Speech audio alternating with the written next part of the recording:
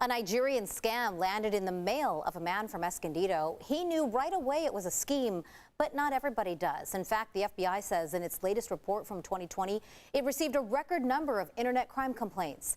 While it may be a game of whack-a-mole to try and track down the fraudsters, investigators are hard at work to shut them down. CBS 8's Abby Alford played along with the scheme to show us how it works so you are not the next victim.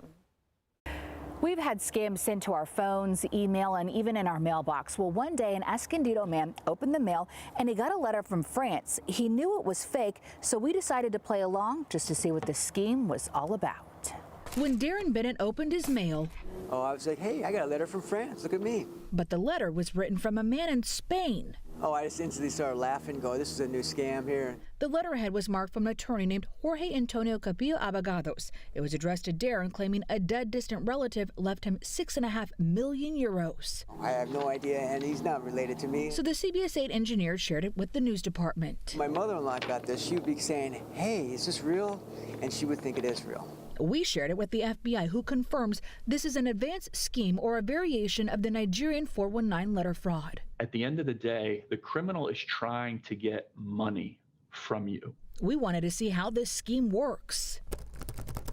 We made up a Gmail and pretended to be Darren. Now, we did not disclose Darren's personal information and replied to Capilla with a fake story on how this was perfect timing as our family is struggling with medical bills. But if it were for real... Even by responding over email, you could be exposing yourself to greater harm, because now you've potentially given an email address. Capilla responded a day later with the same spiel, but here's the red flag. In the last sentence, Capilla wants Darren to share his occupation, marital status, date of birth, nationality, and phone number, and then he will tell me the next step. And that initial information they're asking for may not be overly sensitive, but it's really just to start the correspondence. Capilla then sends me an email wanting to be the limited power of attorney. And here's the other red flag. He sends 2 attachments. I write back in a separate email that I'm really nervous about this. But Capilla assures me that he's real and attaches his ID. I Googled his name and found an attorney website based in Spain that looked legit. But a little more digging and there are countless claims of fraud on message boards about the Capilla letter. He also wants me to download a form and fill it out with a copy of my passport. There could be an attachment or malicious code or something in that email that could be problematic for you.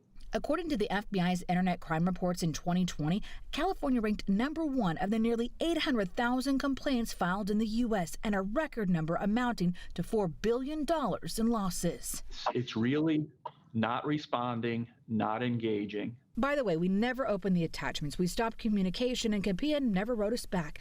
Fortunately, Darren knew right away something just wasn't right. So, someone does get this, it's not real, it's a scam. If you are a victim of fraud or if you received any of these scams, whether it be on the internet or through the mail, you are encouraged to contact the FBI. To learn more, go to CBS8.com, click on the Help button.